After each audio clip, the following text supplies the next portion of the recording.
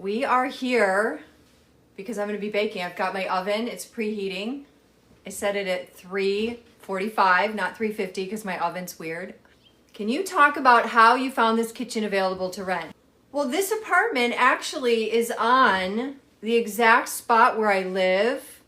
Let me flip this and show you where I am. This is my view from this kitchen window. There's the water. And we came by this place multiple times, and from the street, it doesn't look, and it's not fancy, they're tiny little apartments.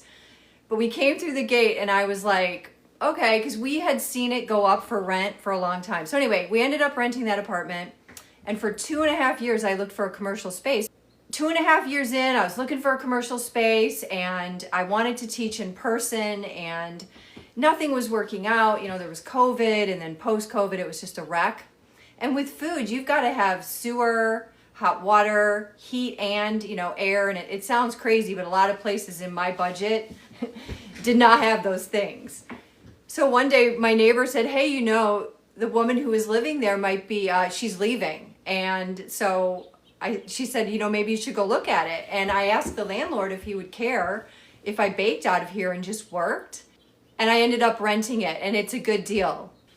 I was so upset for 2.5 years, just obsessively watching Craigslist and trying to make connections, and then people wouldn't understand what I was doing, and they wouldn't want to rent because they couldn't picture that I could, bring people in. And it turns out that working right on the property where I live is actually really great because I can go back and forth all day long.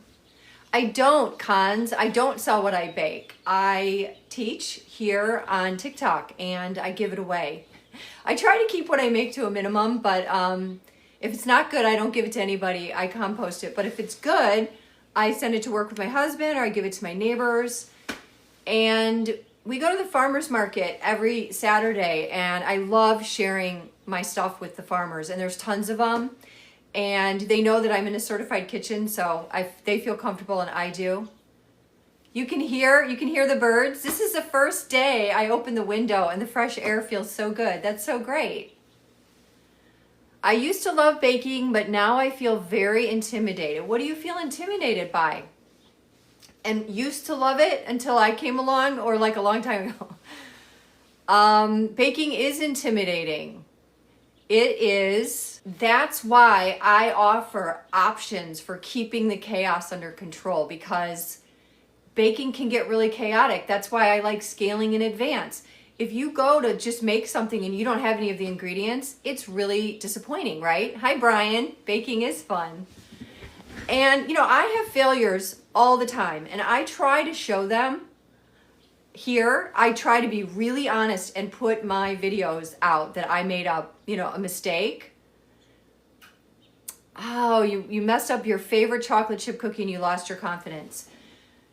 I don't know how much you watch my videos or how much you understand about what I believe, but over here are my deli cups, and that's my scale. And you'll see when I make the cake that everything I do, I plan out. That way, when I get ready to bake, I've limited the amount of problems that I could have. And I can be chaotic, so it's one way that I control that. Well, there we go. It's 6 o'clock. Sometimes it's not your fault. Sometimes an ingredient changed. People are saying Costco's butter's changed. If that's the case, that's probably messing up a lot of people. We are the PoP Baking Club, and it's an idea that you guys had. I just wanted to come and share my love of baking, and also the fact that I am a teacher and I've taught baking at the college level for over 10 years, and I've been in the industry forever. And I taught myself for years until I went back to school. The PoP is the practice of pastry, and I believe in practicing what you love. Practicing baking means that whenever you do endeavor to bake, everything that you do is operating at the best that you can do. And you're doing it right. You're not cutting corners or doing hacks or substituting things at the last minute. That you pick up a recipe, you read it, you make a plan, and then when you execute it, you're building these habits that are really, really strong. They are habit forming in your mind and in your body. And so I've been practicing pastry for years, and I really believe in that. So I call my business The Practice of Pastry, and this baking club is free. It's just me on TikTok. I've been here for 2.5 years teaching, and I didn't want to do lives because I was too afraid, and now I'm doing them, and I'm having a blast. I just started following you. Do you have any good cookie recipes? I absolutely do, and the best place to go is to my playlist on my profile page. And so everybody knows I don't post a recipe I don't love. So you'll know I'm not like, you know, some people don't post any recipes and they do food, and that's cool. Other people, they're all about recipe development. When I post a recipe, it means I've done it hundreds of times, I trust it, or I'm testing it and I let you know what I find. We can talk while I get started. I preheated the oven. It's Wednesday. The recipe that you guys voted on and picked last Sunday was the high yield yellow cake. And I am going to bake it tonight, show you how it works, and then I'm going to fill and give it a crumb coat. And then we're gonna come back on Sunday and I'm going to show you how to finish it, how to pipe some things on it, and talk about other things. A high yield yellow cake is when the ratio of sugar to flour is about equal. And the cake that we're doing is from Toba Garrett. And I don't know if you guys know, and I just posted how to make this just before I came on live. But Toba Garrett is one of my favorite book authors. She's a chef, and her book is on cake decorating. And she does do beautiful sugar flowers and all that kind of stuff. But her recipes are to die for. And typically I would buy some of the most famous cake decorators in the world make books. And it's not that I didn't like the recipes, I just tried a few and then I got kind of, didn't trust. So Toba Garrett comes along. Of course, it's a textbook and it's assigned in all kinds of schools. Yellow cake might sound boring, but in this case, this cake is so exceptional. I've taught it to cake certificate students, to regular students. I've taught cake decorating on and on for years. And this cake is the closest thing to a box cake. In a good way, like meaning it gets thick, which is good. I like a thick cake in terms of height. It's spongy and soft. It has that nice texture and it's really sweet but buttery. But what I mean by box cake is it doesn't have a really open crumb that's more rustic. It is really truly like a box cake or what you'd find at the grocery store. And quite frankly, those old school cakes are so delicious. I love them. So that's why I like this cake. And honestly, I've done yellow cakes from, and I won't even name everybody, from all the big names, thinking I'm gonna find and dial in this really great yellow cake, and Toba Garrett's is the best. That's why I share it. And I will start making in a second, but what I did is I put the recipe and okay, so these are the ingredients, the method, the desired outcome, the scaling amounts, the baker's percentage, and then these are the ingredient functions. And this is on Substack, so you can print this out on Substack. This recipe is what is on the link tree, and this is the high ratio yellow cake.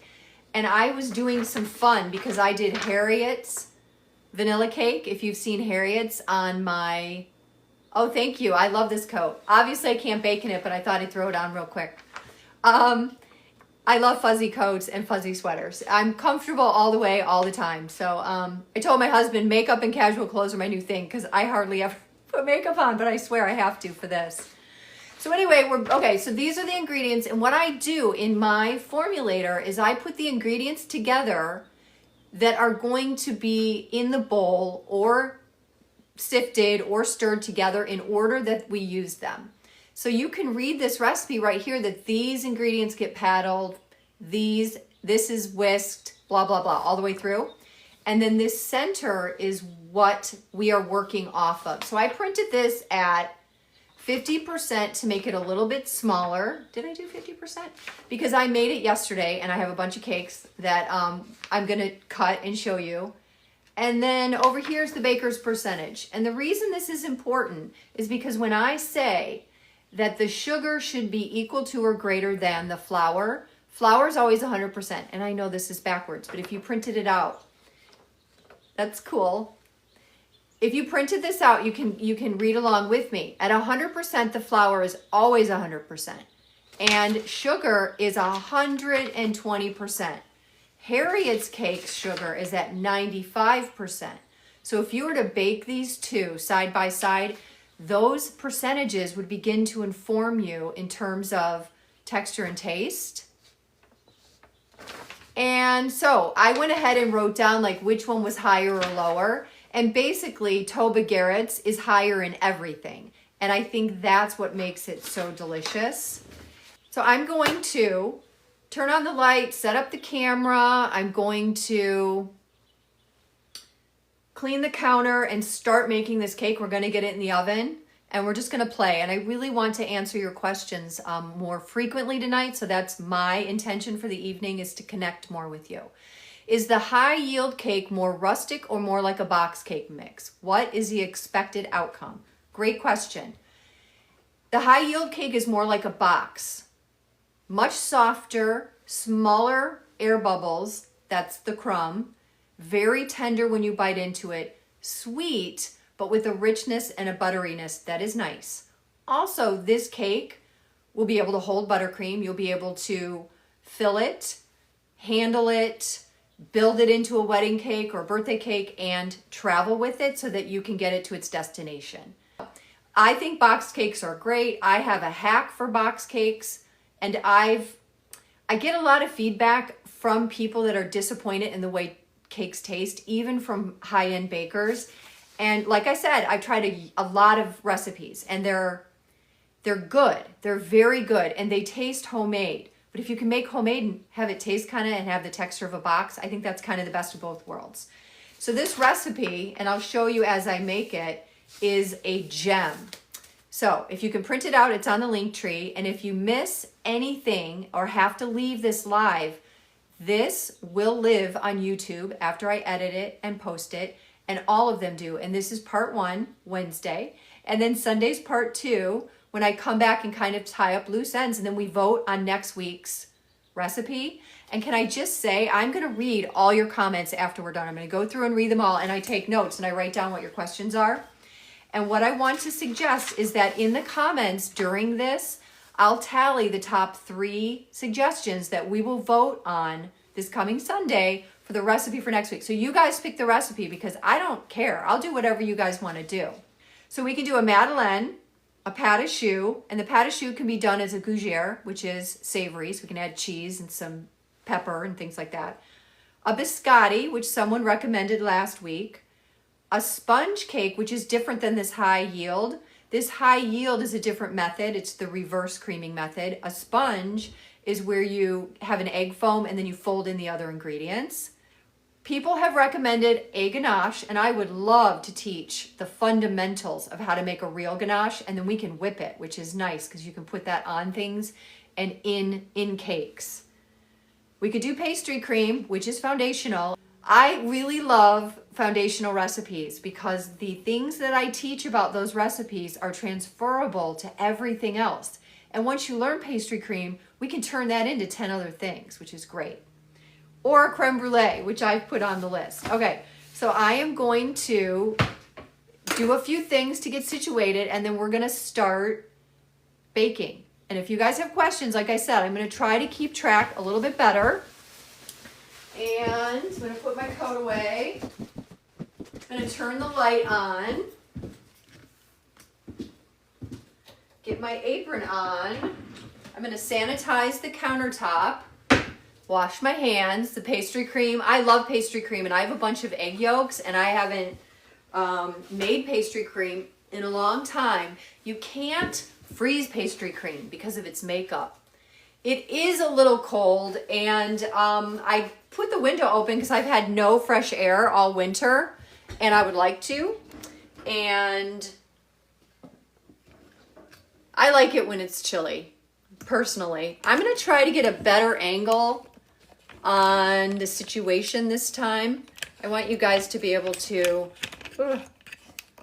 see, and I've been thinking about ways to work the camera.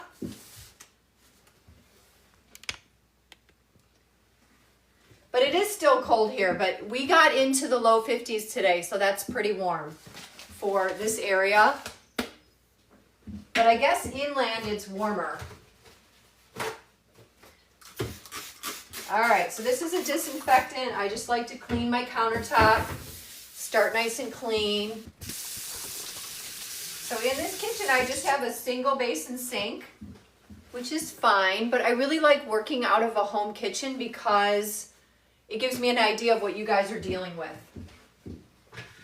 I have a 4.5 quart mixer. I got this when my daughter was a baby. She's 30 now, so it's pretty old and it's been working pretty well, but you'll hear it's sounding a little rough. So for those of you who are not familiar with my scaling system, the scaling system is basically that I take my recipe and the grams in a digital scale, and I have recommendations on my profile page if you're looking for an inexpensive one, and I make labels with the amount and the name of the ingredient and the recipe, and that way when I'm ready to go, this is what I have. I just walk in, I take the things from the refrigerator in storage, and I get started. So it's great. So if you have the recipe printed out, you can follow along with me. This system I learned in school, and the thing is I was self-taught for years and years, but when I was taught this system, I was like a duck to water because it really does work. So I go through and I look at the numbers and I double check that I have it right, and sometimes I still get it wrong. So 454 of cake flour, and yes, it is important to use cake flour. And the funny thing is I checked every recipe that I like that's a high yield yellow cake, and they all have cake flour. So it is very important because it's tender and we want to keep our cake tender. And let's see, 544 grams of sucrose, which is what I was trained to call sugar. It keeps things simple in the bake shop. Baking powder at 17 grams, which is a lot. So if you think about that, why is there a lot? And the percentage is 4%. Yes, high yield is a high ratio of sugar to flour. And in this case, it's 120% to 100% of flour. So that's a lot. And if you look at other recipes, you can start to see patterns. And then this also has 90% combination of dairy, milk, whole milk, and buttermilk. So the amounts are high, 60% butter and 75% egg. So it needs the baking powder to lift. And I'm not going to be creaming it. We're going to be doing the reverse creaming method. So there's not as much air that gets beat in, so you don't get that natural lift. So all of these little bits and pieces are very interesting. Okay, so these things are going to go in the bowl together, the salt, baking powder, sucrose, and cake flour. So I kind of put them there. I put them together as a reminder, and this is why if you have trouble staying organized when you're baking, these kinds of physical things help me out a lot.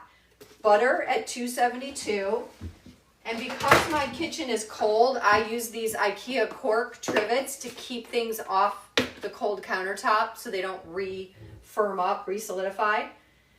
Milk at 136. I only use whole milk in the bake shop. This is the whole milk. And then egg is at 340. Buttermilk at 272. And then the last thing is vanilla, and I am using vanilla bean paste because I love the seeds. You see that?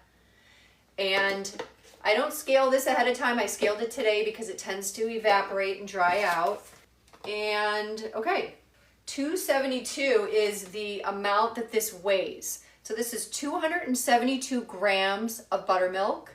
And I like these deli cups because I kind of know when I'm scaling how much fits in them. You learn over time.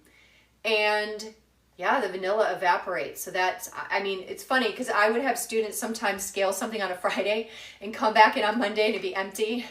So no, it's not going to necessarily happen overnight, but you want to be careful because this stuff is crazy expensive. So if I go to do my recipe and I look, something's weird, you can physically look at this recipe and see the amounts. And if you're familiar with your recipes, you can say, that looks like too much sugar. It's just a visual helpmate, you know, it's a visual helper. I love deli containers too. I couldn't get by without them. I use them for everything. I clean up and use them for under my sink and everything. Okay, so here's my bowl and my paddle. And here's how the reverse creaming method goes. I'm just about to combine the ingredients and we are doing a high yield yellow cake and I'm doing the reverse creaming method. And it's interesting because you have to have faith. We're always taught that if you stir the flour, you're going to overstimulate the gluten and make it tough. So what's weird about this method is the dries go in here, and to sift them, I'm going to run them on the paddle while they combine, and then the butter goes in. It's going to get sandy, like a sanded tart dough, and then the butter's going to go in, and then all the liquids.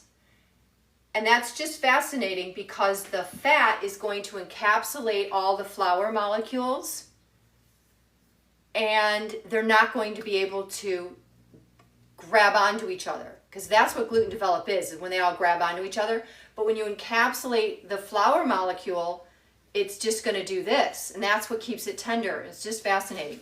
So I also map out all my recipes like this. This is how I think. And so I'm going to tape this up here so I can see it, and it has what goes together and for how long. Sometimes it might say I need to use a different attachment or things like that. Do you feel that reverse creaming is softer than just regular creaming? They're completely different. When we do regular creaming, we take sucrose and butter, and this is sharp. If you think about it, if you were a really small little person, really sharp. And it cuts through the butter, and as it does that, it creates air cells. And the only place that you grow air cells is in the bowl. You don't grow them later. So that creates air, right? And that's great, but for this, we're not going to have as much air, but we're going to have the flour not developing, and that's going to create these tiny little air cells. And those tiny little air cells are going to be very prevalent, like there's going to be a lot of them, and that's how you get that tender cake, because instead of having a lot of open cells that are lovely, you're going to have a lot of little ones that make the cake the way that it is. And so you kind of have to start wrapping your mind around that. This is not full fat buttermilk. I think it's fat free. Yeah, less than 1%. And most buttermilk is, because it's typically made from the leftover water from the butter making process. And this company makes butter, so they take what's left over and then it gets cultured. So this is not just milk with lemon juice in it. It is cultured and allowed to thicken. A lot of people eat and drink buttermilk. I drink buttermilk every single day. I love it, I crave it, and I drink it. So what we're going to do is get this started, and I take off the labels, and these become a marker. I put them on the counter, and if I make a mistake, I can see that I have them all in. Some people will put these right on the bowl or on whatever bowl they're using as yet another physical reminder of what they're doing. So I'm going to put that up there, and I'm going to take off. I'm going to put these in order. Butter's going to go over here. The flour, the salt. I'm going to put all the stickers right here. And I don't need to sift this. If I were doing the creaming method, I would sift, but it's going to get mixed up in the bowl. So I've decided that the order in which these are going in is flour first, and this is cake flour, King Arthur cake flour. And on this thing that I have on Substack, it'll have information like this is 9.4% protein unbleached flour. And then I'm going to add the baking powder. And baking powder acts two ways. First, when I add liquid to it, it's going to get activated. And then again, in the oven, when the batter gets to 140 degrees, it's going to release more gas. For any recipe that I make, I recommend making it the way that it's written. The Toba Garrett has dialed in this recipe so it performs beautifully. If you don't have buttermilk locally and you want to use powdered buttermilk, you can, but you'll have to definitely kind of find out what results you get and keep track. So I'm going to put this on here. Some of you know that I like these chef alarms. Just so easy to use. Clear, 2, 3. I'm going to turn this on low, and while it's mixing, I'm going to pour the sugar in. I didn't want to put the sugar on the bottom and then the flour. I wanted to give everything a lightness, and this seems to work going on the top, I think. It's going to go in. 3 minutes start. Okay. Next is going to go the butter. So the reverse creaming method is mixing all your dries and then adding the butter and mixing that until it gets sandy. Those little sandy pieces are flour encapsulated with the butter. If you don't have cake flour on hand, can you use any flour and cornstarch? No, and unfortunately you'll find with me I'm not big into swaps. And I've read a lot about this because so many people have asked. So what I've learned is, even if you substitute or take some out or do whatever, cornstarch isn't wheat. So you're sort of, and again, I'm not a scientist. I know that what I'm doing looks like science, and it is, but I'm not a biologist, or I don't understand all of it. But if you do that, you still have the same problem because it's still protein. So you haven't really changed anything. So you have to use the right flour for this recipe. Some recipes are more forgiving. This recipe is so special. It's so different than any other recipe I've ever had. So I would recommend using cake flour. But we did learn that there are other brands that come real close to the King Arthur. So, and I do like the unbleached, but what you want to do is call and see if you can get close to 9.4 or less. Okay, I think there are a lot. There are even brands like White Lily that have less protein even though they're all purpose. So the eggs make it yellow, but vanilla is the primary flavor. Yes, sweet and vanilla. And I did look into white cakes because I got asked about white cakes a lot. And really, like the vanilla cake that Harriet made is pretty white, and it has very little egg in it, very low percentage, like really low. This one is at 75% egg, and Harriet's is 13, so it kind of looks white. But you kind of go without eggs to make it white.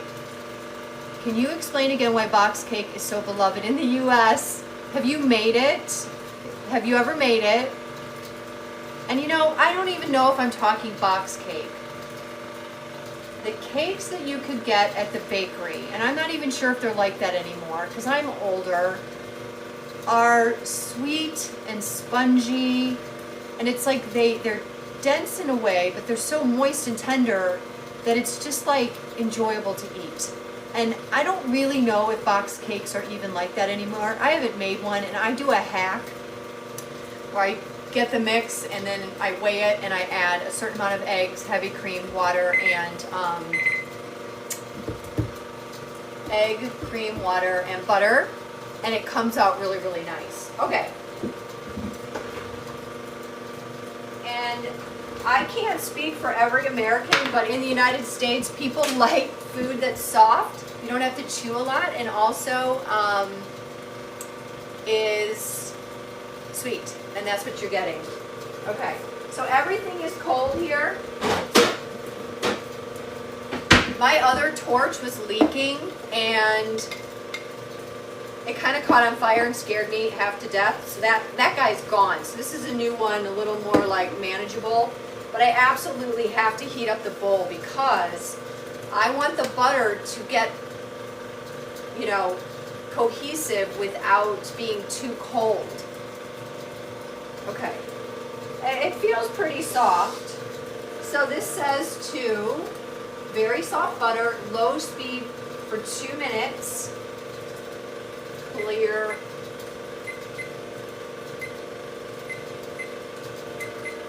So I'm just going to start it and start adding the butter as quickly but slowly as I can. And it's already kind of clumping because the bowl is cold. So I want to heat up the bowl as quickly as I can. I've had this butter out since this morning and it was nice and soft, but as soon as it hit the bowl, it got cold. So if I have to mix it just a little longer, I will.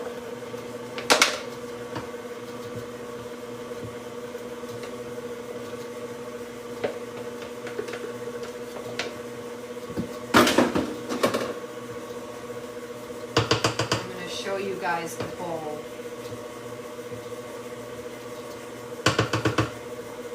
And if you missed this, I did do a video today on this exact cake. I think anytime that you've put everything else in front of what you need, it's sad, and it's important that we stick together and share our stories. Because as much as I love being a mom and all the things that I've done, it's really nice to be able to do things for myself. All right, so here is the sandy texture. Isn't that wonderful? Okay, so then the next thing, so then we go to medium speed for 3 minutes. And we just let it go. Now, Harriet's cake, I'm making a high yield yellow cake, which has a lot of sugar compared to the flour. And Harriet only has, this has milk and buttermilk. Harriet's only had buttermilk, which was interesting. And hers also had baking soda, which this one doesn't. Yes, the liquid, so if you think about some ingredients, first of all, here's what I encourage you to do. If you ever have the urge to swap an ingredient, do to yourself a little exercise where you say, yeah, they're Kiss Pez, where you say, this ingredient does this and has these things in it, and this ingredient does that and has these ingredients. So in other words, with buttermilk, you have, let me look. I mean, I know, but buttermilk has 0 fat, 90% water, and 7 to 10% solids. It's acidic, it reacts to the baking powder, it lowers pH, slows browning, gives flavor, tenderizes, and moisturizes. So if you use powdered buttermilk, you would have to replace the water. And you can reconstitute some of those things. But you would have to read the label and see what lives inside the powdered buttermilk. So anytime you know what lives inside of an ingredient, what they do, then you can make a decision. So if you take out something, what they do, then you can make a decision. So if you take out something, you have to make sure it's still there if you want the desired results. Okay. So the next thing we're going to add is the milk, and then I'm going to take the egg, the buttermilk, and the vanilla and whisk it together. Can you guys see? And I set this on a timer, so I'm not worried about it. We have 30 seconds to go.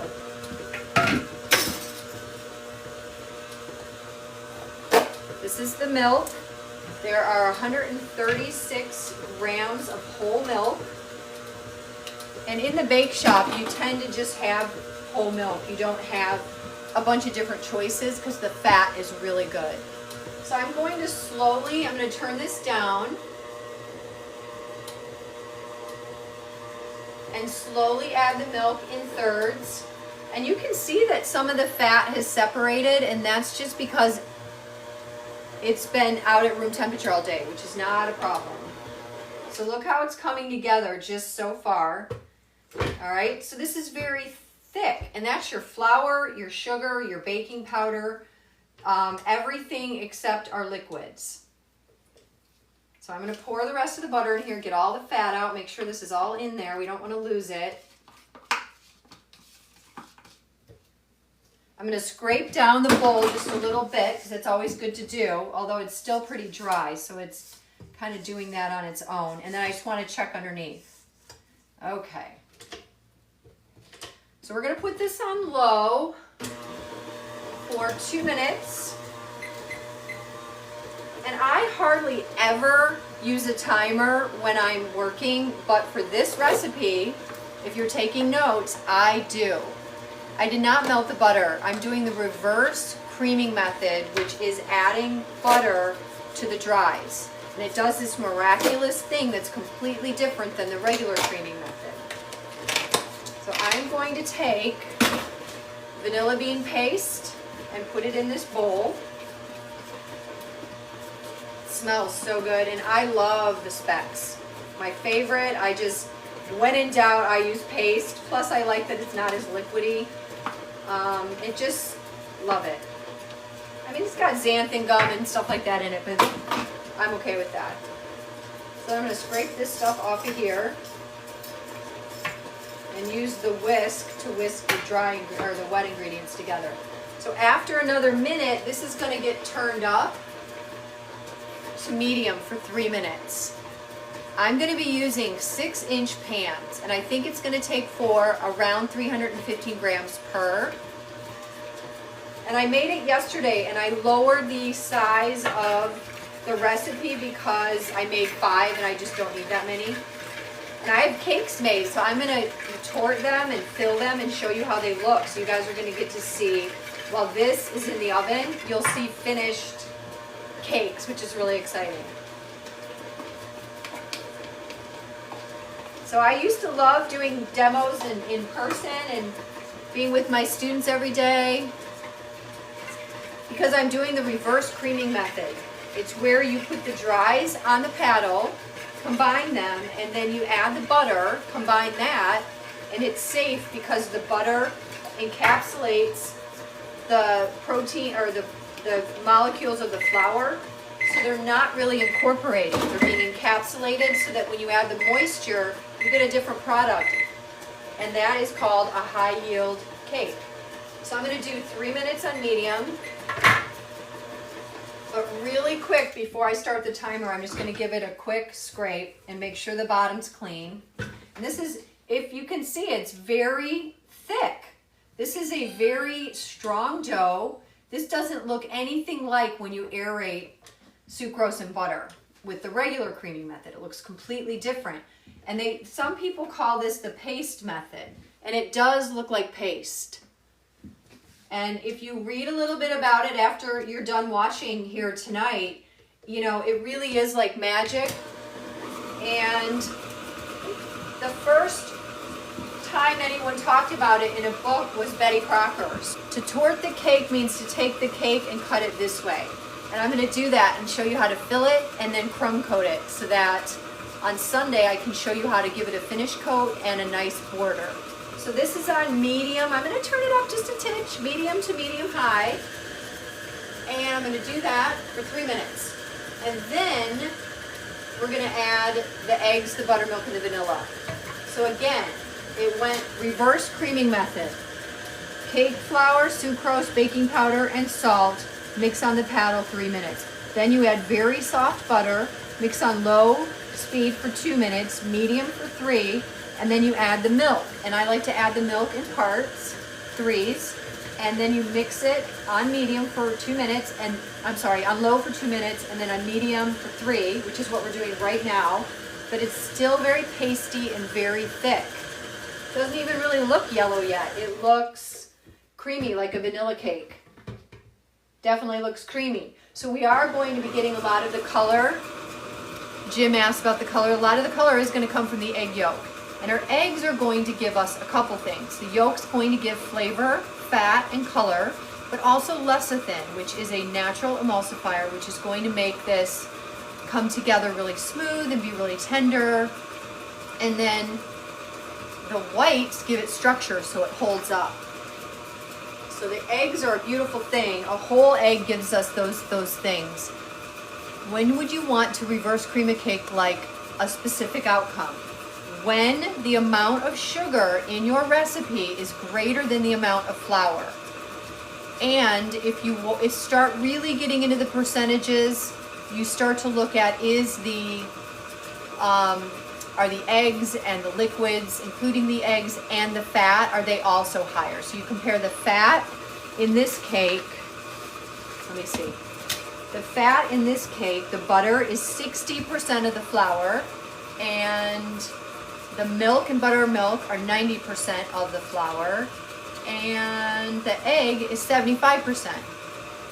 So some cakes, if you look at them, will be 110% egg, or they'll be 110% butter. But high ratio, just in its most simplistic way, is when you have more sucrose than flour. And this has 120% sucrose and 100% flour. So that's high ratio. And there are recipes. I think King Arthur has 2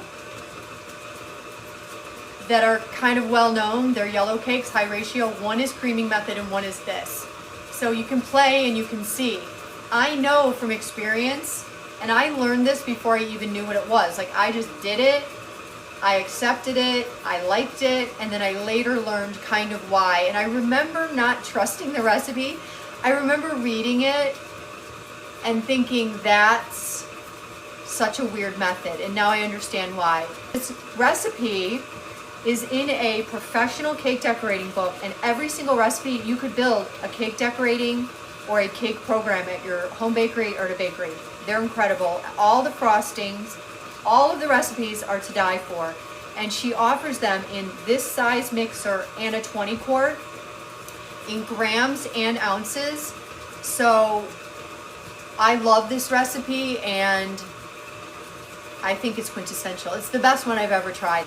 I use the Baker's Appendix to convert all, oops, I never turned on the timer. That's classic. Okay. So I'm gonna get the eggs in, and they're starting to pre-coagulate just a little bit. Let me show you what I mean. You know how they start getting chunky? That's pre-coagulation. That's where the proteins are irritated and they start to constrict, like when you cook an egg. All right, so when I add this, I'm going to add it on low, and then once it's in, mix it for 2 minutes, and then crank it up to medium high for 1 minute, and then we're done. I like her Italian buttercream recipe. I just have ones that I predate that I really like, that I have made so many times. I'm just comfortable with them. I've done them in exams and I've taught them, but it's excellent, and I can recommend her Decorator's Buttercream is the best American buttercream recipe, and we just made that last week. But I love it. All right. So before I add the liquids, I am going to scrape this, and it's very thick, very heavy, and almost sort of dry, I would say. Okay, so I just want to make sure that there's nothing living on the bottom, but there's not. It looks really good. And I scrape a lot because it doesn't hurt the cake because you're not doing anything. But according to Rose Levy-Berenbaum, this method, you cannot overwork the gluten. So that's great. So I'm going to put it on low. And I'm going to start, I can either add this in thirds or I can drizzle it in. And I think I will add it in thirds. And that allows the two things to come together. This is really pasty, you saw. So if I just pour this all in, it would slosh around, right? To get it cohesive, to find an emulsified state, I'm going to have to add this slowly. And if your eggs are cold, and this is a nice room temp or warm, they're also going to reject each other. So it's important to have things at the same temperature. Emulsification, especially with fats, is going to occur better when they are all at a nice, room to warm temperature. So let me put this in here, and then I will bring the camera over so you can see. So I want you to see. So I want to make sure to get all of this in here so that we have all the moisture that we need. Remember, everything about baking is time, temperature, and moisture, because when this goes in the oven, it's going to start to steam. All that moisture is going to expand with heat, and that's great, but it needs to have a lot of things going on. Structure, air cells, things like that. So I want to show you real quick here. Random question. So yeah, so if you want to convert a recipe, I do it all the time. I use the Baker's Appendix. So you can see how it's stuck to the edge there. I'm going to close this. You can see the egg on top, and we will watch it come together a little bit, and then I'm going to scrape it so you can see. And I don't want to go overboard because I am at this point wanting to time it, but you can see that this is sticking to the edge of the bowl. So I just want to make sure that it's not going to mix in some spots, but not others. And when I made it yesterday, I did a little bit bigger batch, and I felt like it was too much. So I think that might be the recipe that is on the link tree. So if you guys want me to make it one smaller, I can. All right, so let's see what it does. So this is going to be 2 minutes on low. Let's see if I can remember to start it. Okay, so it's on low. It'd be great if I had 2 cameras. So these are my stickers right here. So now that I know everything's in the bowl, I can pull these stickers up and I don't throw them away until I am all done, because I want to make sure that if I have a problem, I can go back and look. Because there have been times where some ingredients, because let's say I'm testing 5 of these recipes, I can get confused. So every little bit of help for me is great. Let me get the pans, they're right here. So you can do a couple things. You can put these pans on a scale and scale the exact amount. And if you run a business, that's what you should do, and you'll have to dial it in. And if you have a little leftover batter, you can adjust the recipe next time so that doesn't happen. But these are my 6-inch pans where I usually have, oh, I washed them off. I initial them because I would bring them to work a lot of times to share. Kathleen said that this cake can't be over. Yeah, I mean, that's the theory of this method. But it looks broken, so let me show you. This is what a broken batter looks like, okay? You can see it, right? You can see that the emulsion is broken. So I'm gonna scrape, the camera might be a little crazy, but let me, and then you're gonna see, watch. As I pull underneath, you should see parts that are smooth. Well, maybe not. So a lot of this is gonna happen on when it goes fast. So I like to scrape it, and I am seeing smooth parts, but I can also feel that it's really stuck to the sides. Even if you have a slightly broken batter, this is still gonna come out great.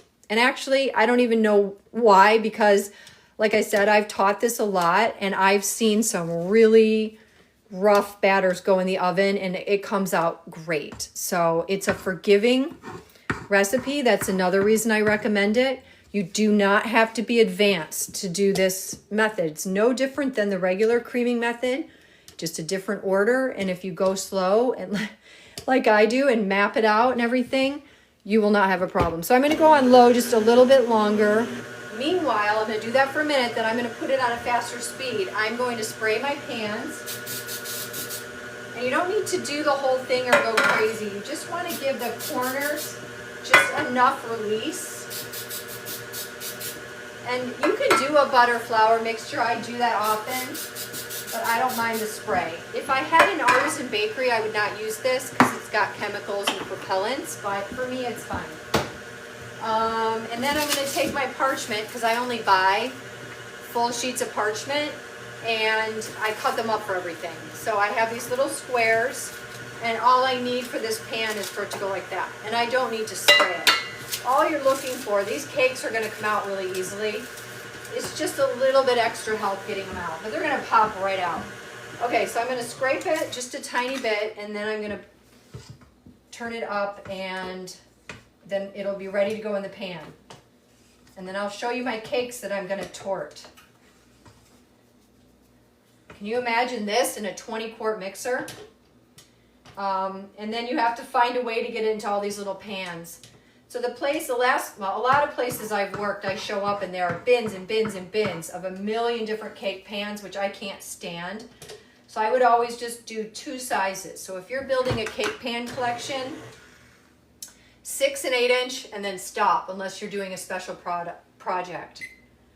All right, 1 minute. I'm gonna turn her up. Okay. And then these are gonna go in the oven. You can bake them at 350. I have my oven set to 345 because I did do a second batch of the vanilla cake and it got dark right away. So my oven's just that weird. But 350 is general. Should I scale down the recipe if I only have 1 cake pan? Yes. And you can look up volume. Like I said, this is around 300 grams that I'm going to put in here.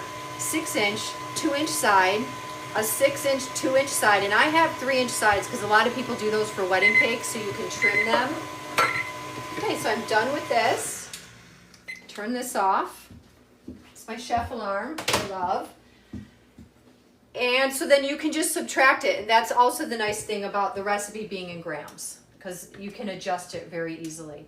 Now if I put a glove on, you can take it and clean up the paddle, but I'm just gonna do what I'm doing. And I'm going to give it a little bit of clean, stir it around, and then you'll see I'm going to eyeball it. But again, do you guys want me to do it on the scale so you can see? Because I'm happy to do that. Somebody let me know. I'm going to move this, but I'm going to knead it again. So I'm going to reconstitute some of the buttercreams. So anytime you fill a cake pan, you want it at around 60%. Too much, and you're not going to have enough support, and then the center will collapse. And not enough, it doesn't look great, but it'll bake really, really fast. Okay, I will do it scaling. Thank you. All right, so I'm just going to clean this up and kind of fold in, and it looks pretty smooth. And I'm going to give you guys a shot and look at it so that you know, yeah, it looks great. Oh my God. I mean, I don't know what to tell you. It's so good. So good.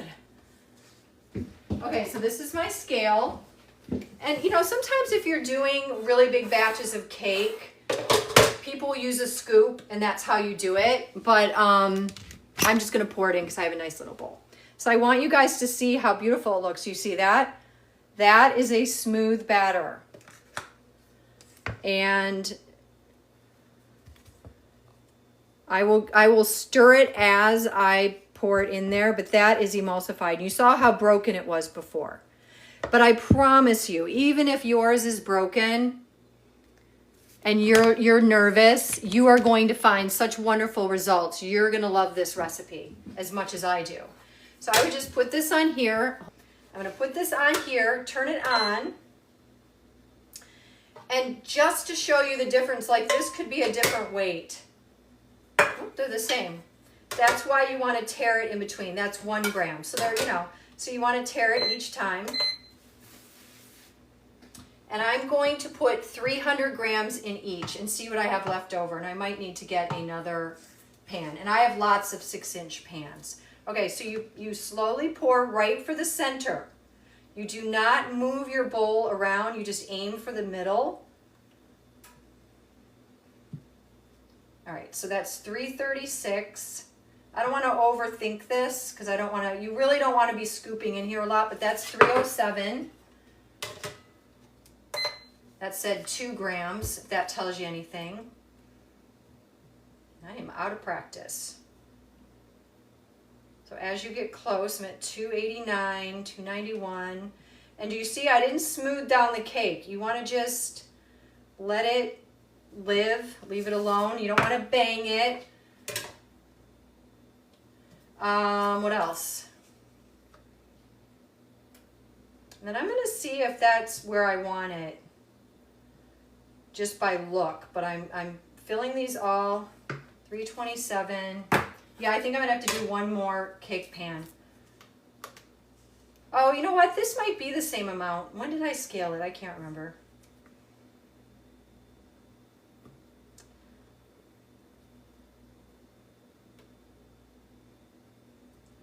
All right, let me get one more pan.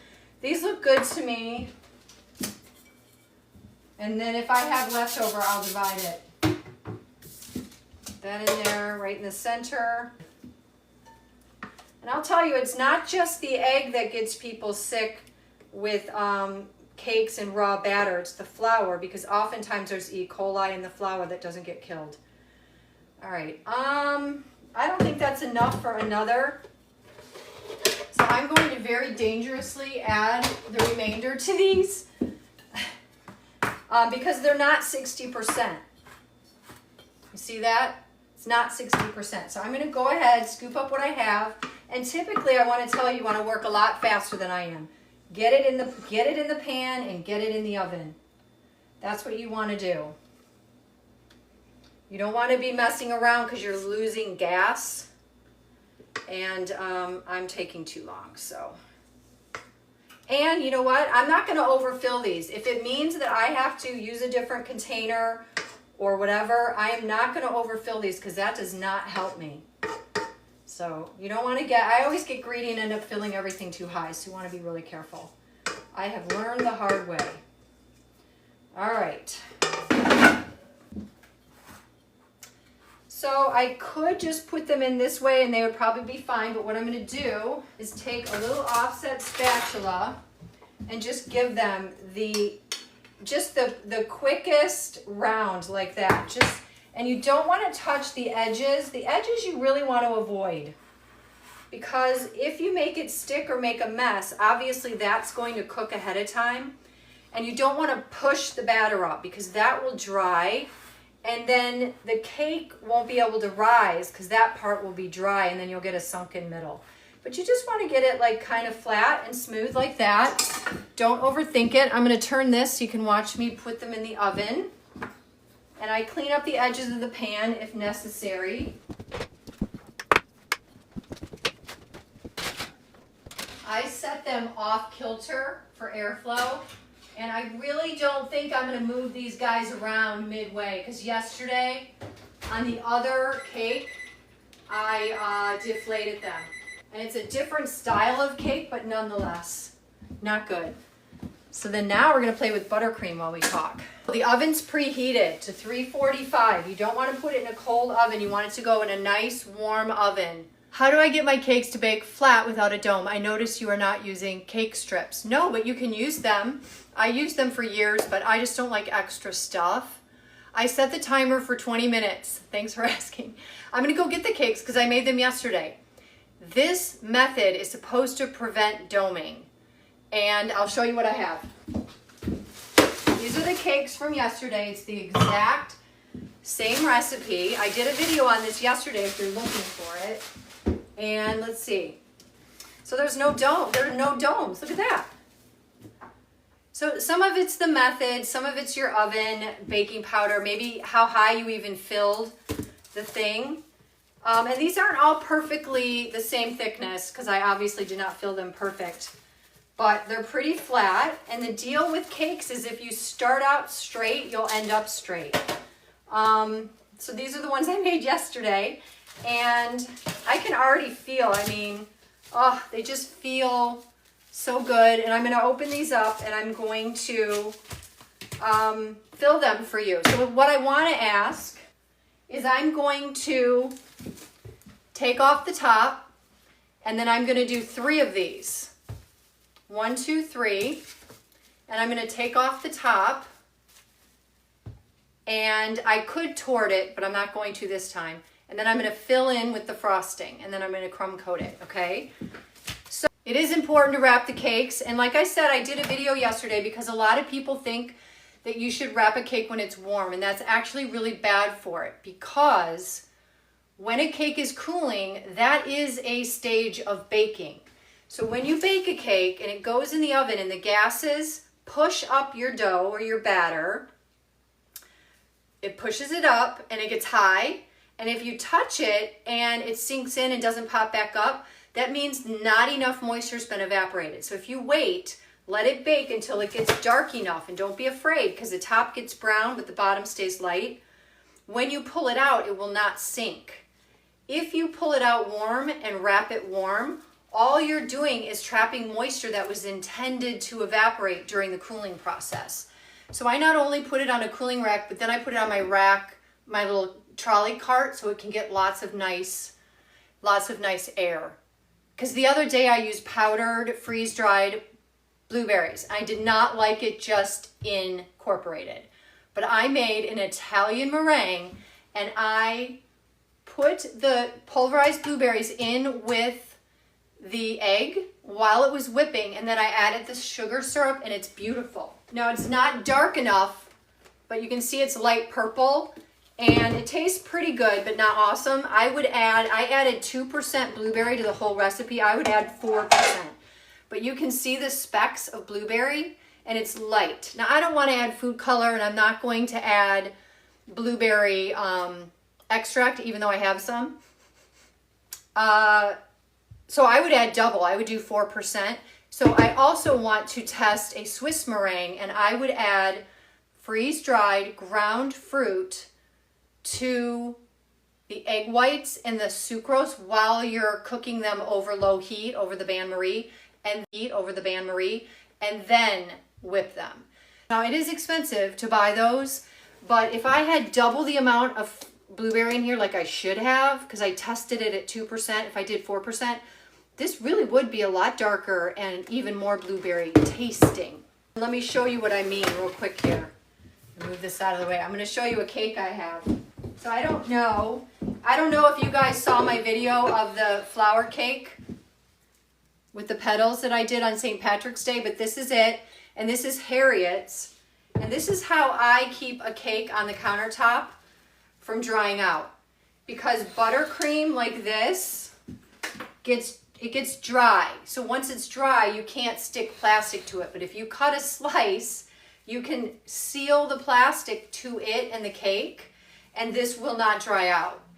And if you want to know whether or not you can put a cake on the counter for up to 7 days, you take the weakest link. All this has in it is American buttercream, so it can sit on the counter for a week. And it's getting a little bit dry. It's been here for several days, but we've been eating it. My husband and I both had a piece today. But if there are fresh raspberries in here, then this thing needs to go in the refrigerator. If there's lemon curd, it needs to go in the refrigerator. But if there's Italian meringue on the inside and jam and American buttercream, you can leave it on the counter all week, just like you could a snack cake and just eat from it. So there is an edge between, and I'll show you when the cakes come out. There is an edge between when you take this out of the oven, it's in the pan. One of the signs of doneness in the pan is when it, because this was baked in here, look at how much smaller, is it starts to pull away from the edge, and then you touch it, and if it springs back, you pull them from the oven. You put them on a cooling rack, and not even 10 minutes, because if you leave them in too long, that same moisture gets trapped and is going to affect your cake. At under 10 minutes, and you want to do it when they're hot, basically, and you can use a mitt on one hand, dump it out, take off the parchment, and then put it on your cooling rack. You are not going to leave. You aren't going to leave them there. You are on duty, and you are going to watch them and put your hand under the rack, and when you can't feel any heat, you're going to take one, and you're going to be honest. Is there any heat? If you wrap it, and it gets any condensation, because I don't even know how to explain it to you, but I worked at a bakery where people would come in and say, just cut my bread, and I would say, we can't. The artisan bread, it's still warm. They're like, it's not warm. They would leave and come back and say, it's not warm. But even that tiny amount on the interior, and their whole bread would get crushed. I don't know if that's ever happened to you. So you have to be really honest. Is it 100% cool? And then that edge, right when it's cool, then you wrap it, but not when it's warm. So it's not something you can walk away and leave an hour. You literally are on duty. It's a job. Like, it's just like, how long is it in the oven? You need to watch it cooling, and do not wrap it warm. And these do not go in the refrigerator. If I were to freeze them for up to 3 months, I would double wrap it, label it, and get it in the freezer. The fridge is not going to be the cake's friend. So these stay on the counter, and these could stay for up to 7 days, but I'm going to frost them, and then we'll look at them on Sunday. Is it okay to just frost with the meringue and skip the butter? Honestly, love the flavor without the butter. Oh yeah, meringue, just Italian meringue is lovely, lovely. And you can torch it if you want, or you could just do the inside and do something else on the outside. It's very white, it's beautiful. You could put a puree in it or some vanilla bean paste, but I've frosted it. You have to work quickly. It does begin to firm up, and it will get a skin, which is fine. You can also torch it, and it looks really cool. One really cute way to use a meringue for a decoration is to use a star tip and do like a porcupine. Just pull all the way around it and random. It looks adorable. I'm going to cut a piece real quick here. And this cake is getting old. I mean, it's been beat up just a little bit. So I have my serrated knife. You don't want to use a chef's knife. You want to use a serrated knife. And I'm just going to cut it. Put it on the plate. There we go. You just take your plastic, and you can reuse it. You know I love these King Arthur little plastic spatulas. And you're going to press this on here, and then make sure that you start from the bottom, and you make sure it's tight. And that will stay fresh. And you can do this for any of your cakes if you have a buttercream on there. And that's good. Right there. See? Easy. Okay, take this away. All right. So you never want to use a buttercream buttercream that hasn't been re-beaten. High ratio yellow cake, yes. So when you put it back on the mixer, you don't have to go crazy. It's not like we're trying to add a ton of air, but it's pretty firm, even though it's been out at room temperature. You know, it needs to be, oh, looks so good. It just needs to be aerated a tiny bit and reconstituted. So I could add more chocolate to this, but I think it's beautiful the way that it is. It has a great flavor. And if you guys remember, it was a little bit lighter the other day. So sometimes chocolate intensifies. That's why brownies and chocolate cake are always better the next day. Chocolate just gets richer and deepens.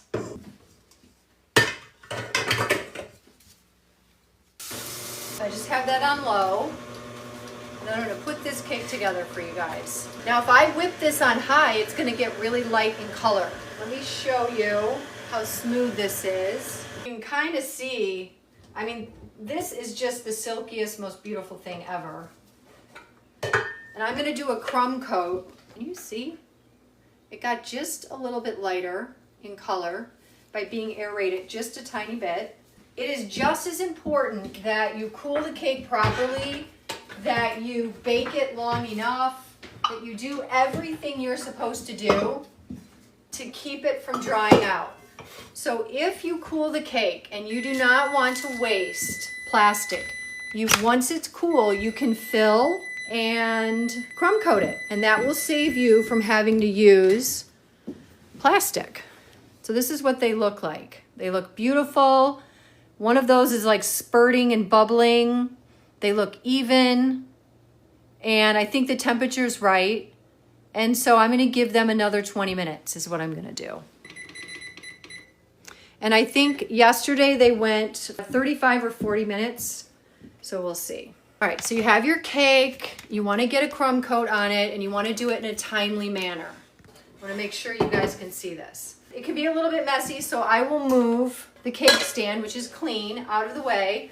This is a ready-to-eat food, so you shouldn't touch it with your bare hands unless it's just family. So you want to pick 2 of these cakes that look the same, and one of them is taller than the other. So I'm gonna look at them and pick 2 that look good together.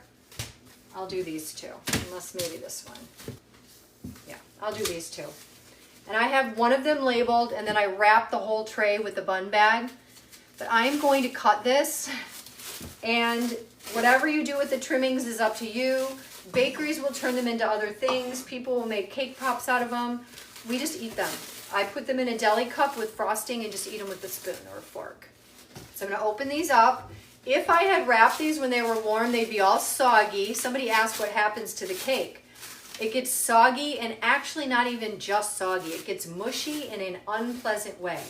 Because when you release all the moisture and you have this nice crumb, if it fills back up with water moisture, it's going to collapse in on itself and be mushy, and that is not going to taste good.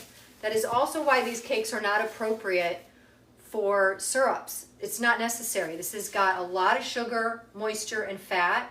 You absolutely don't need syrup for these. So I'm going to take a clean knife, and I'm going to leave this on the plastic to keep it clean. And this is clean because I wash it every time I use it. And I am going to cut this with a serrated knife that is longer, wider than the cake. And if you have a really large cake, you're going to cut around it and turn. And once you've gotten all the outside, then you're going to slowly work across. Don't ever start here and just go across. You want to work around and then slowly work your way through, okay? And you want to go right below where the crust is. So don't try to just shave off the top. Take a look at it and find the lowest point, which is probably here, and that's my starting point. So I'm going to saw it back and forth, turn, saw, turn, saw, go very slow. That way you'll be keeping the knife straight. And, okay, so it's not cut in the center. So now I go through and I turn and I let the knife do the job. See that? Perfect. And that is what this looks like. Let me get a bowl. So this is just going to go in here. And this is my first cake.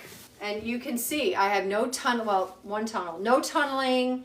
It's a very delicate crumb. Looks good. It smells really good. So then I'll do this guy.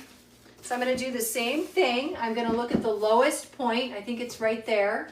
I'm gonna go right underneath it and begin by sawing. Turn, saw, turn. And that's why a really long, nice knife like this, a cake knife, really helps. So I'm through all the way around, but it's connected in the center. So then I'm gonna turn it and saw, and I'm done. That's it. It's very important to get, once you cut into a cake or start playing with it, you have to get it covered. I know, this is a Thermohauser, I think it's 12, but it's very thin. I have other serrated knives, but if you compare them, this is just thin. I think it is a cake knife. I'll use a damp paper towel so it's less slippery. All right, so I'm gonna look again at the lowest, and I think that's this guy right here. I'm gonna go right below the crusty edge. I'm gonna turn, and I'm gonna use my knife. Let the knife do the work, and then there we are. So it looks beautiful. So if I were to take these guys and stack them, this is what we're working with.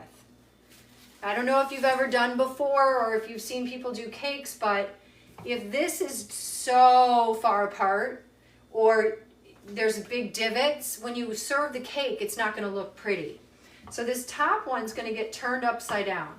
All right, so what I wanna do is make a cake. The top is going to be the bottom. That's easy to frost. Once you've cut a cake, a lot of cakes, like the crumb, will stick to your frosting. So we tend to put this on the top. So I'm gonna fiddle this around to see if I can get it straighter. And I'm gonna look at it all the way around and see if I can get the edges. And I wanna keep it like this. So sometimes I'll put a toothpick here, and when I move the cake, it stays that way. Because when you put these cakes on here and you start doing this, you lose track of where the front is. So I'm gonna do that. I am gonna do it so I can show you. So this is gonna go on here. These are done. Someone will eat these. Here is my frosting. I need to clean up the table. I'm gonna get rid of a couple things. I'm always cleaning, always be cleaning. No soap for these because they're high ratio. Sponge cakes and cakes without this much butter, sugar, eggs, and whatnot, and dairy, they could use a syrup like a genoise, any sponge cake, but a high ratio is just got so much fat in it, it's great. Always at room temperature. I never refrigerate them. Once I do a crumb coat, it can go in the fridge so that it firms up and is easier to finish coat. But once it's done, if nothing in here needs to be refrigerated, it'll stay on the counter. But if it has fresh raspberries or curds or anything time temperature sensitive, it'll go back in the fridge. I always build them at room temp though, for sure. Okay, so this is the top. I'm gonna put it here. This is the middle, and this is the bottom. So this is the cake stand, 4.5 inch offset. I'm right-handed, so it's gonna come over here. And I have one pull-off place on my bowl to keep everything clean. I don't do the whole bowl, just right here.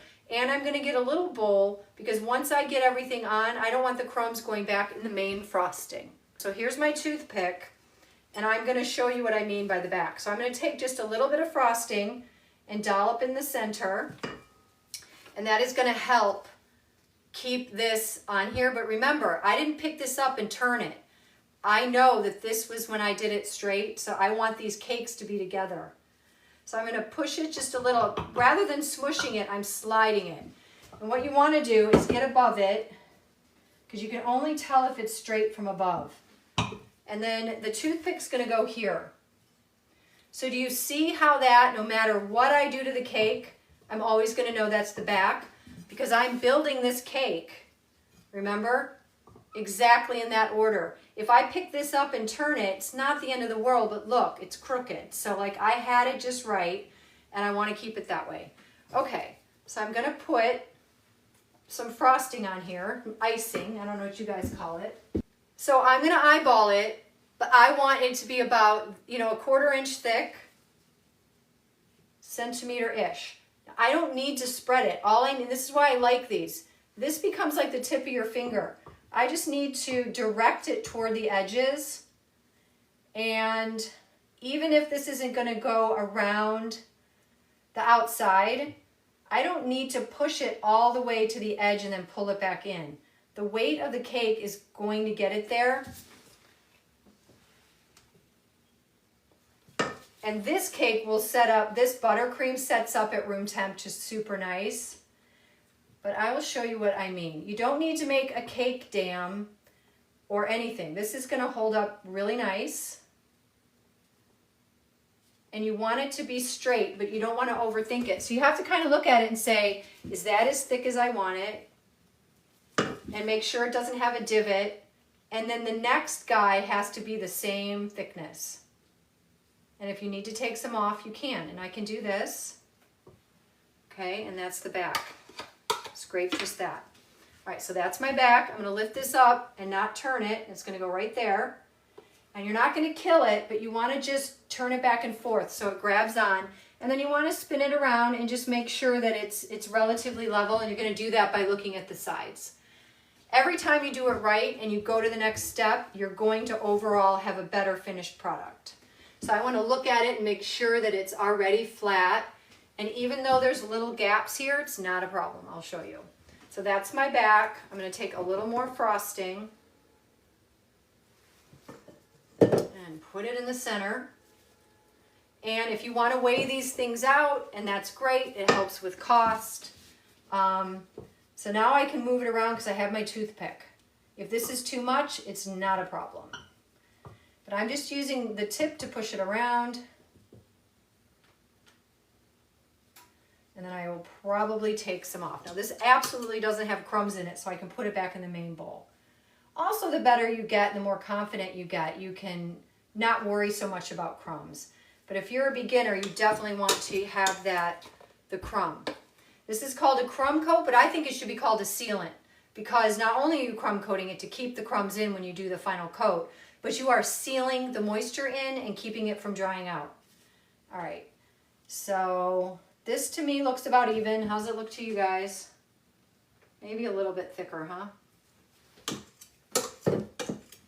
And then if you want to be more exact, you know, absolutely. If I were selling this, I would be treating it completely different.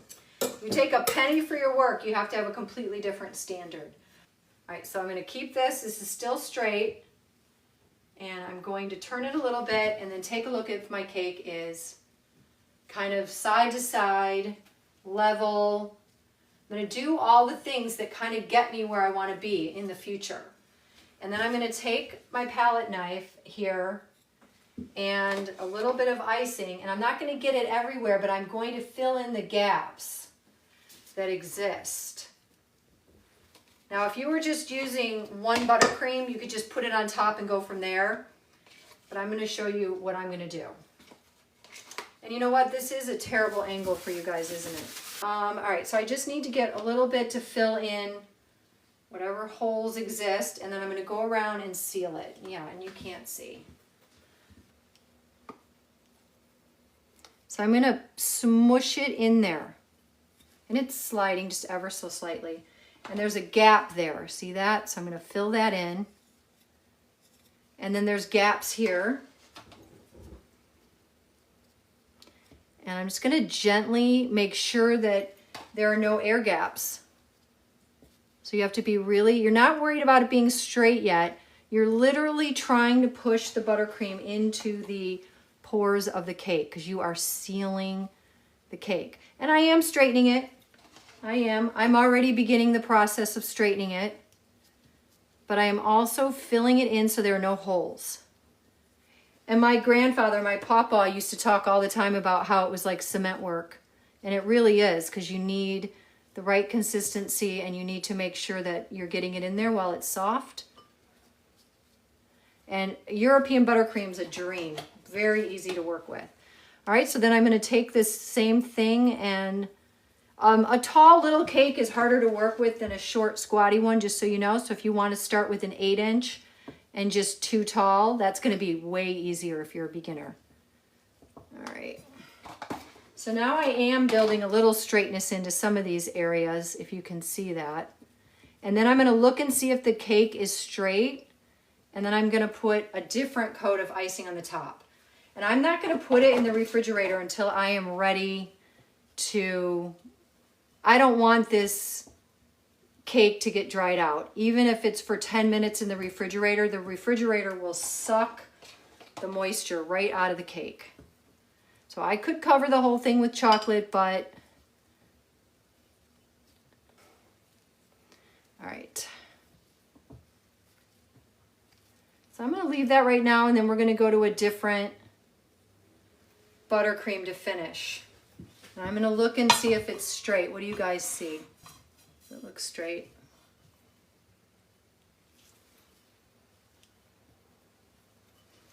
So I wanna look at it from the side.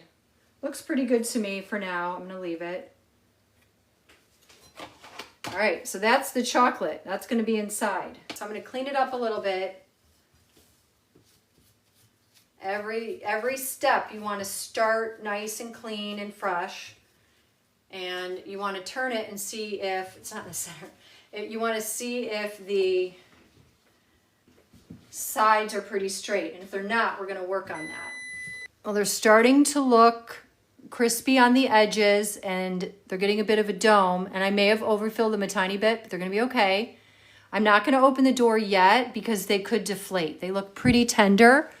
But as we get closer to them finishing, I'm gonna give it 5 minutes. So now we're gonna do a different buttercream on the outside, and I'll show you how to finish this cake for the refrigerator. The refrigerator will harden the buttercream so that when you go to do a finish coat, it's easier. I've worked in jobs where they actually time you and the whole cake goes on a scale and you can only use so much and you don't get a crumb coat. You have to just be good. But I recommend, especially if you're a beginner or if you have a dark cake. Chocolate cakes are crumblier and you get more of the crumb in your frosting than a yellow cake. And you get more crumbs on the cut surfaces than you do on the parts that are cooked. So this is our beautiful, beautiful, we made this the other day. All right, we don't need a ton, it's an itty bitty cake. And just so you guys know, I'm just doing the crumb coat tonight, but then on Sunday I will come back and show you how to finish it and add a border. This is exactly what I want you guys to look for. So this is safe. This is what it looks like when it's safe. You see how dark those are? Don't be afraid of that. So I'm gonna go in here and I'm gonna touch this cake. See how that one's springing back a little bit, but see how it's still staying sunken? Now the ones in the back might be ready, but I'd have to put the phone down, otherwise I'll burn myself. I'm gonna give these 4 more minutes. Basically, when you put your finger in there, it needs to bounce back, and it didn't. All right, let's take a look at this. I think it still needs a little bit of, it's getting smoother, but not quite. And if you like it whipped, you can whip it. The other thing is this is really easy to pipe, and it's not too sweet. What happens with the buttercream is it can stay really cold around the edges because the bowl can be cold, and they get nice and soft in the middle. But you can already see it's not staying on because it's softening, and it's very smooth. I wouldn't add pudding to anything. I would say learn how to do it and dial it in. If you're needing to stabilize something, you need to find out what is wrong and fix it. So if I were doing an Italian or Swiss meringue, I would cook the sugar longer, which would remove more moisture, which would make it more stable. That's why when I made the Italian meringue, I talked about, cooking it to 117 Celsius or 125. And there are places in the world that it wouldn't matter. You can't use Italian meringue. You would have to use something different. So here's what I'm gonna do. I'm gonna move this over. I'm gonna show you how I cool the cakes while finishing up this cake. That's what it looks like. There are no air. You can't see those air cells anymore. It's very creamy and very nice. I'm gonna get them all on here and then I'm gonna move it so you can see where I put them for better airflow.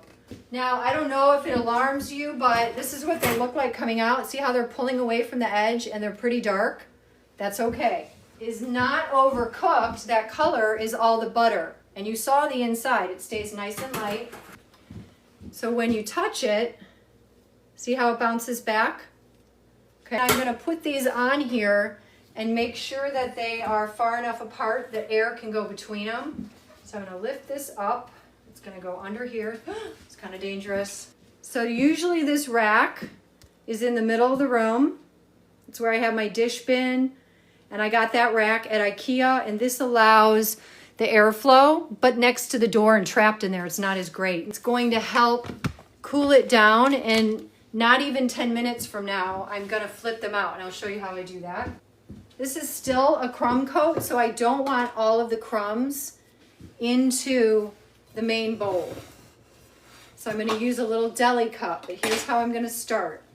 I'm gonna take this, and I'm gonna estimate how much I'm gonna need, and put it on top, and let me show you how smooth this is.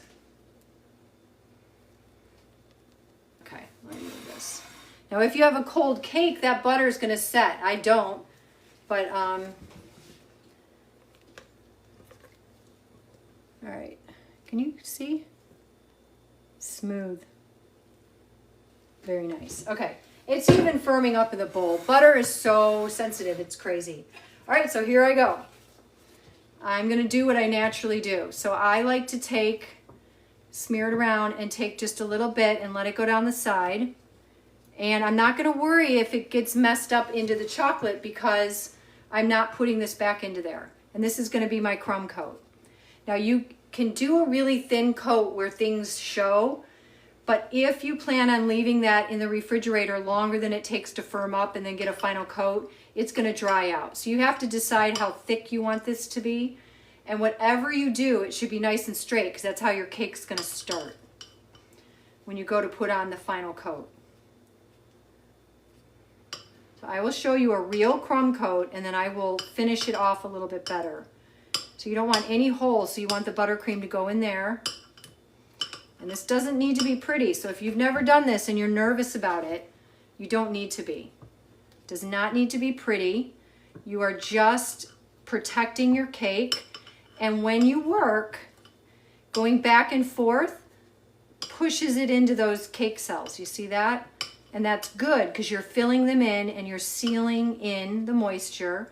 You're closing the air hole so that it can't escape. And you learn to work the angles of the knife, which is this way and this way, you know? It's this way and this way. So you get, the more you do it, the better you get. The great thing about European buttercream is you can wipe this off and get it really smooth, or you can warm it up, and it's just really nice. A cold cake, a lot of people like a cold cake because it's easier to frost. You don't need as much skill. But if you refrigerated the cake, I don't know. I just like to get it out of the oven and with its icing on, and if I wrap it, it's not been refrigerated. If you start to put this buttercream onto a refrigerated cake, this buttercream is going to firm up. Think how quick butter gets hard when it gets cold. Why did you bake 5 cakes for 3-tier? Well, I'm gonna make more because on Sunday I'm gonna show you all these different variations and I'm gonna use them to show you how to do a finish coat. I'm just gonna show you how to do a crumb coat tonight, and then on Sunday I'm gonna show you how to do a finish coat and an easy border using either a star tip, a round tip, or just a plastic pastry bag, no tip. So yeah, if this cake was cold, I would have to be working really fast because the butter would be getting really hard. All right, so what I want to do, do you see how I'm not lifting off the cake? I'm holding it against it the entire time and going back. If you start lifting, you start pulling crumbs up. So I'm looking at it and I'm trying to get it as straight as I can. And after I get it all evenly around, then I'm gonna pull some off. Okay. I also like the icing to come above the top, and I'll show you exactly what I mean. So I'm gonna push this to the edge. I like it. I'm gonna use this guy. All right, so I'm gonna go around here really far away from the cake and just gently take some off. It's already starting to look better, isn't it? Okay, and then I'm going to go on the bottom and I'm going to tilt it inward a little bit just to get that edge nice and clean, and I'm going to go all the way around. And if you can see the cake, it's okay. That's the point of a crumb coat. It's not to be perfect. When you do your final coat, you probably don't want to be able to see it, but, and then I'm going to go up a little bit more, turning, using the wheel, because the wheel is going to help me. And then I'm going to go to the top and have this be up high. All right, so I want to look at it and see how straight it is. I see some bowing right here. And the more you do this, the better you get without like a ton of passes. I've taught a lot of cake decorating classes. It just takes time and practice. So there we go. I'm going to clean it up and then do the top.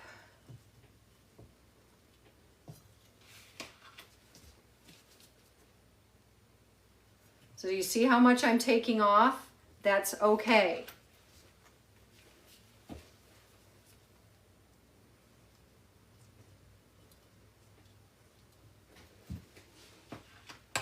All right, now I'm going to do the top. And this takes even more practice than the sides. And I'm putting it in the deli cup because it's obviously got chocolate in it. And maybe I'll do a quick finish, a second coat for you all while we're here still. Because I am going to wrap the cakes and then we're going to let everybody go have their evening. Some people live really far away and are probably bumping up on midnight, right? Can I do a chrome cake? Yeah, you can totally do this on a frozen cake. If your buttercream is just going to get hard, so you're going to have to work quick. So sometimes you trade one problem for another. You know, you think, oh, this will help me contain the crumbs, and then you find out your butter is getting really hard, your buttercream, because it's really just butter with sugar in it. All right, so here's what I'm going to do. First of all, I'm going to take a dry paper towel and I'm going to clean up the cake stand just a little bit.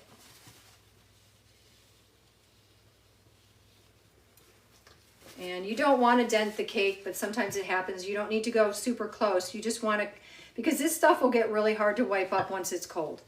Okay, so you can see it's not perfect. However, it's pretty straight. Pretty straight. So this is going to go in the refrigerator while I show you the cake part. And in that, not the freezer. I know you want to hurry, but you can't hurry Mother Nature. It's going in the fridge. It's going to go in the fridge.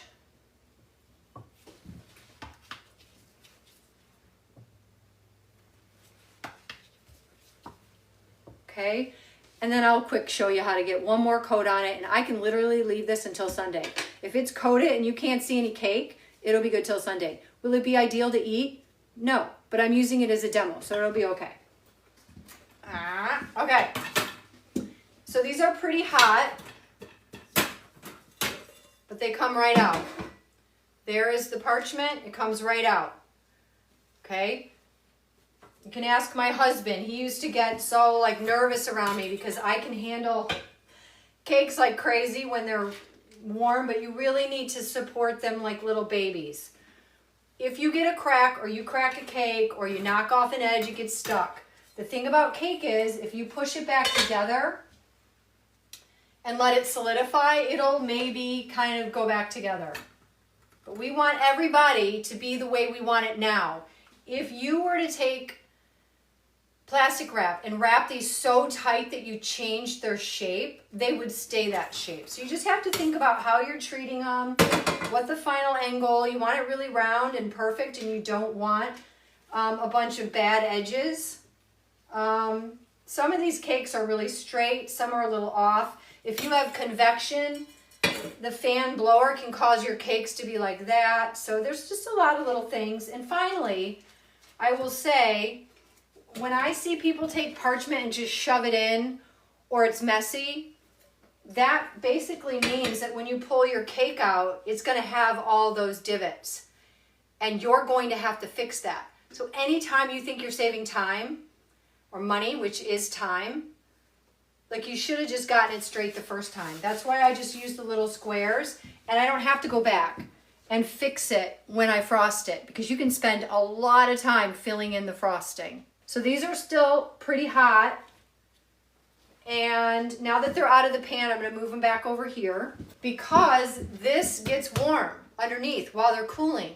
So sometimes in bakeries on stainless steel tables, you'll see people moving the cooling racks and things around the table because it'll get warm here and then you'll move it there and because you're helping cool it. So if you can move it to a rack that's got airflow, you're way ahead of the game.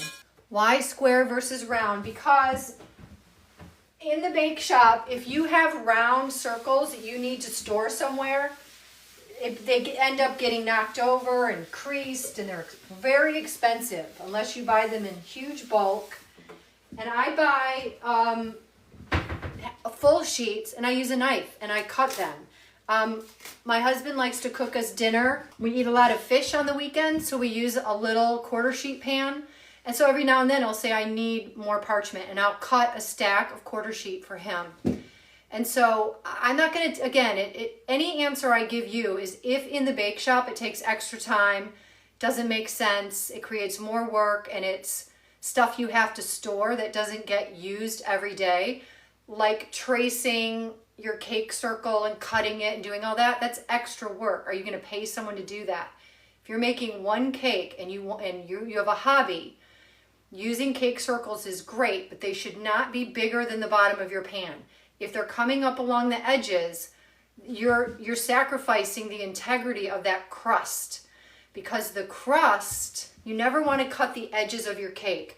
If you are trying to get your cake frosted really nice and straight, don't cut the edges, because once you do that, it takes away like its walls and it can become a problem. Does that make sense? So I use the one big sheet and I cut them, and you don't need parchment to go all the way to the edge. It just needs to kind of be in the middle. So that little square was plenty. For a 6-inch round, I just use these guys. So in my kitchen, I use half sheet trays. They fit in my oven, and I use 6-inch rounds. That's about it. So this little guy I cut yesterday, and there's only one left over, and I'm going to be baking more. No waste, no extra time. Nothing to throw away. I just keep using them. So that's good. You want it to stay straight so you don't have to fix anything later. So every time you do something really well, the next step is easier. And then one good leads to more good to good to good to great. If you've ever frosted a cake and it's taken forever to fix all the indentations and the slant, that's the deal. Yep. I will take this video, and I'm getting faster at editing it, and put it on YouTube. The whole thing. It's like, it'll be a couple hours long. And so you can fast forward to parts that you missed or whatever. And there's information on Substack. And I'll be back on Sunday with these cakes to give them a beautiful finish coat, to show you how to do a very simple border with a tip or without, so you don't have to own pastry tips. And I'll cut into some cakes, and we'll talk about that kind of thing. I love, is it ermine or ermine? Ermine frosting is delicious. It's very old-fashioned. I would only use it if it was with a really old-fashioned cake. I do a bohemian poppy seed for my husband. It gets like a custard on the inside and toasted nuts, and then I do that ermine on the outside. It's very, old-fashioned. It's made with flour, so gluten-free people can't eat it. That would not be good. Does my egg collapse when I'm doing my Swiss meringue, even though I don't overheat the mixture? So you make the meringue, and did you say Swiss or, Swiss? When you add the butter, most likely your meringue is not strong enough. So you would start with a good recipe, make sure the ratio is right, and then when you cook it, I cook mine to 60 degrees Celsius, and I've read a lot of theories that you don't need to and it's too high, but I get a stable meringue, so you might need to cook it a little hotter. Let me see if the cakes are cooling. They're still a little warm. Just have to be honest. You touch them, and if they're a little bit warm, do not wrap them. Noon Eastern Standard Time. Noon. And then I'll check the cakes, and then we'll be good to go until Sunday. Yeah, if you're flavor pairing, think about strawberry. What would you normally eat with the strawberry? Obviously it goes with lemon and chocolate, but then I like layering types, like 3 ways. Strawberries 3 ways. Jam, fresh, and buttercream. That's 3 ways. It's kind of fun too. All right, I'm gonna get the cake. So you guys can leave this in the fridge longer than I did and let it get firmer. It'll be easier to work with. I'm gonna put, see, this is still pretty soft, so it's not that cold in here. I'm just gonna put this on here. And I'm gonna take my little 4-inch spatula and I'm gonna do a nice smooth coat where I can't see the cake. And I might need to get more buttercream, but that's okay. So this is a crumb coat. And this is fine to leave in the refrigerator for an hour, but not overnight. These pieces will dry out. So, and don't put it in the freezer. You don't want to do that. That can increase moisture too much. So I don't want to see the cake, and it does not need to be perfect. So you guys are going to see how the butter firms up. As soon as it hits the cold cake, it begins to firm up. So you're always like trading one problem for another. You know, you think, oh, I'll outsmart it, but you can't outsmart Mother Nature.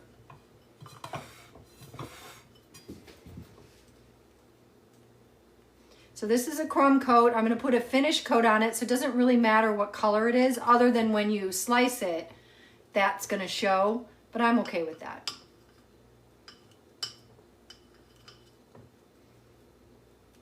So I can feel the buttercream firming up, so I'm going to work quick. Because it's normally just like whipping cream. It's so soft and smooth.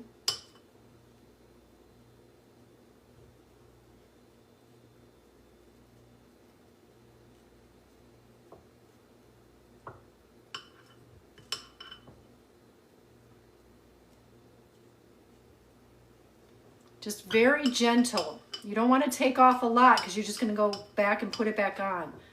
So just back and forth. You don't have to be perfect. You don't have to push hard.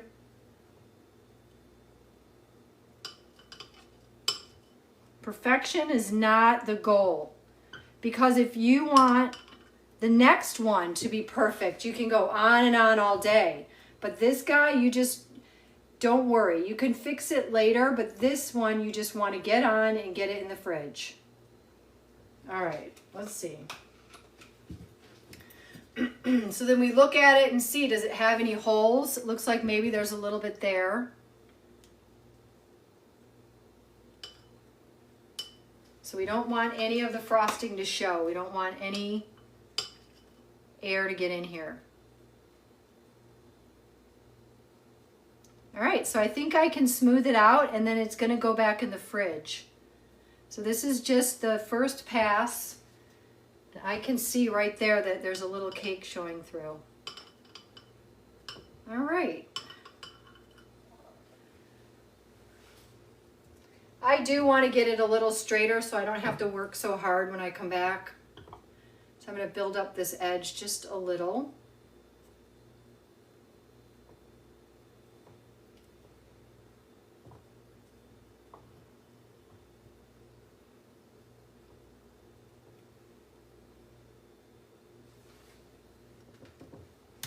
Sometimes in cake decorating, people say you got to know when to let it go, and you do. You have to just, at some point, I just dinged it. You have to just stop because you'll drive yourself crazy. All right, so I think we're good. So I'm going to clean it up, and that's going to go in the fridge.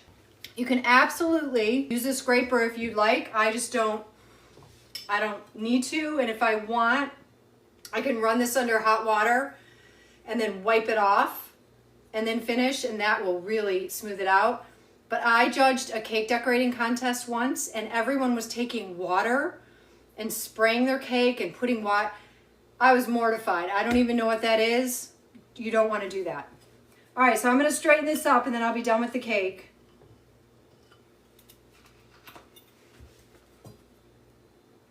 Just concentrate just a little bit. I will tell you, I think it's easier to use a European buttercream than it is to ice. And this is the back. Remember I said, this is the back. So if I start here, this doesn't have to be as perfect. The front is where it's perfect. So that's my back. I'm going to start right here. And this buttercream is just very, very forgiving. I mean, do you see how nice it's just coming together? And I don't want to go over and over it and mess it up. And I'm going to put another coat on it anyway. All right, so let me get the top just a little straighter.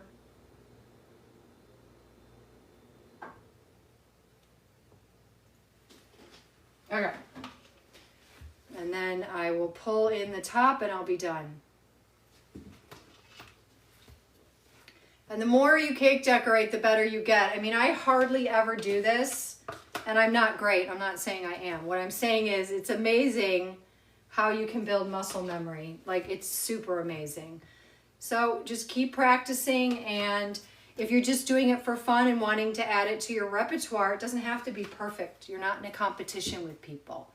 The wooden stick is because that is the back of my cake, and I want to know where the back is, because you always want to designate the worst side of your cake as the back. Because if you deliver it, you can hide that back against a wall, or, you know, when you set up the cake, you want the sides to be straight, and you're going to pick a back. All right, so how does that look? So this is my crumb coat. This is the preliminary coat to the finished coat, or I could keep going and make it a finished coat. But I'm going to do this because on Sunday, I'm going to come back at noon Eastern Standard Time, and I'm going to teach you guys how to finish it, how to put a border on it without even a tip. If you don't have a tip, you don't need one. And that's what I'm going to do on, there we go. All right.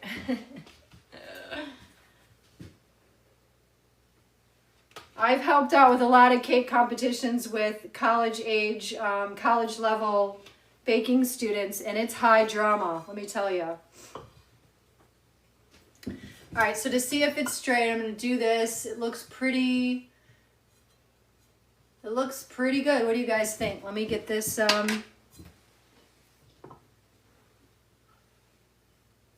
What you look at are the sides. And I think it looks pretty good. It's going to go in the refrigerator, and then I'm going to show you how to wrap the cakes. And then we are going to be done for the night. All right, I'm going to put this away, and then I'm going to show you how to wrap up the cakes, and then we should be good. So this is going in the fridge, and it can sit like this for days. There's no air getting in or out. It's sealed all around the bottom. There are no holes. That's my back. I don't have to remember. I know, and I can just pull this out when I'm ready to serve it. And when I would deliver cakes, I would always leave it there so that other people knew what the back was. Because sometimes I'd walk in and they'd be the wrong way. So these are our cakes. All right, so here's my plastic, but I need to check still. I haven't actually touched the cake. It's ever so slightly warm, so I mean ever. So I'm going to wrap this and then let them cool a little bit while I clean. And then I'll finish wrapping them for the night. And then these I'm going to use for Sunday, and I'm going to make more because we're going to have fun on Sunday. So when you wrap your cake, all right, when you wrap your cake, I just want you to be really careful that you're not smushing it. So you want to very gently pull, because wherever you put the plastic, it's going to stay. So you're going to gently pull in like a circle all the way around, like that, so it's airtight. And if you have another bag to wrap around this, that's great. But if you don't, and I know there's a lot of people out there cringing about the plastic, it is a reality of our industry. But there are ways around it. You could just frost it or put it in a different reusable bag. So I'm going to wrap it twice. And then I'm going to label it with the date and the name and the date that I made it. So today's date would go on this, and this can go in the freezer. And I don't feel any warmth, but it's just really a little bit. Not good. I don't want these to get soggy, but you see how they're all flat? They have a nice crust, nice soft bottom. You can tell they're going to be good. Yeah. They smell good. Smell vanilla-y. All right. So I'm going to let them cool. I'm not going to double wrap them because I'm going to put them in a reusable bag. But they have to be wrapped to touch. I will be here on Sunday at noon. Woo! Well, that was fun. I like doing one thing and kind of really being able to talk a little bit more. Whatever you guys want to do next week, we'll do. And I can do this every week, Wednesday and Sunday, one recipe with all the sort of like things that you would use for the recipe. Well, I would love to do macaron, and we're getting where we can do it, and it can go on the list. So we need the top 3, and just you saying that, I'm going to count all the comments from today and pick the top 3 suggestions, and then you guys are going to vote on it. Oh, making macaron I've been taught by a lot of people. Macarons they're very, very finicky. There's a million theories, and I love an Italian meringue. Macarons they are scary, and they're scary because you have to do all these different things and then assemble them. And then they have to be stored properly in order to have the right texture. They need to be refrigerated for 2 days before you eat them. I would love to do them, and we're working toward that. And I think the more people see how I work, the better result we'll get. Because if I take the time to show everybody during a week and people are swapping ingredients and not understanding, the recipe, then you won't have good results. So it's really great, as we all get on the same page, you guys are going to have better results because you will be internalizing all of these concepts that I've been trained on by really great pastry chefs that I'm just sharing with you. Yep, the refrigeration is what makes that chewy. I was going to say, have you ever had a crunchy one? And I went to a very advanced class, and he was talking about how the moisture content of the filling needs to be the same as the shell, so there's no migration. And it was like mind-blowing information. Not that we have to get that detailed, but a good one is special. That's why when they're good, they're good. Well, they shouldn't be crunchy. I mean, that's horrible. When you bite into it, it's not supposed to fall apart. You're supposed to get like, the filling in the shell is literally supposed to be a similar texture. That's the goal. So you're exactly right. So yeah, once they're made, you can freeze them, but they need to be refrigerated for 2 days. That way, the moisture exchange makes them chewy versus crunchy, and they're yummy. I'm going to take all these comments, I write them down, and then we have a list going of all the possible recipes. This Sunday, you'll get to vote on the top 3, and then we'll do that every week. So if there's something you want to learn, just keep commenting, and eventually it'll get on the list and be like voted on. And then you guys can pick. Pat a choux almost got done this week, but high yield yellow cake won, which is hilarious. Yes, that's the practice of pastry, is when you have a plan and you do everything methodically and you think clearly and work at your best, you just get better and better. Instead of having bad habits, you build good habits. Anything I ask you guys to do, I do myself. I didn't have cake flour. Ask my husband, Dave. He had to go buy it on his way home from work.